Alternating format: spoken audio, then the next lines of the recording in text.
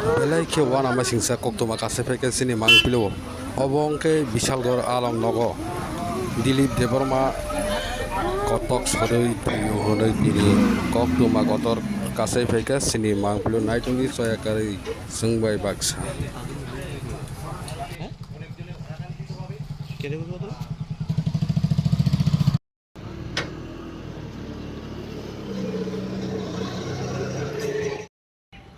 আমার ভাই যে লেফটিনো মানে জেলের মধ্যে জেলের মধ্যে মানে মরে গেছে। তো কিভাবে মারা গেছে আমি তো ঠিক জানি না, কিভাবে খবর পাইছো কিভাবে তোমরা? মানে ওর যে স্টাফ ওর যে জেলের থেকে যে স্টাফ এটাই ফোন করছে। কত বছর ধরে আছে তোমার ভাই জেলে? মানে 10 বছর।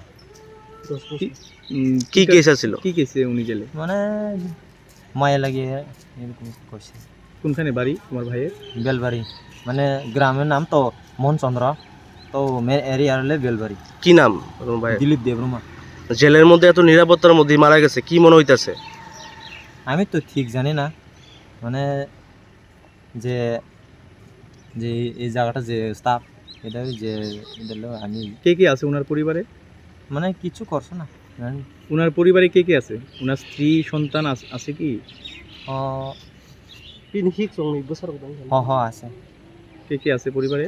পরিবারও মায়া পোলা এটা 4 জন আছে। কিছুক্ষণ আগে এসডিএম সাহেব বিশালগড়ের ফোনে জানাইছে যে জেলের মধ্যে কেন্দ্রীয় সংশোধনাগারে একজন এই আর কি আসামি সুইসাইড করেছে।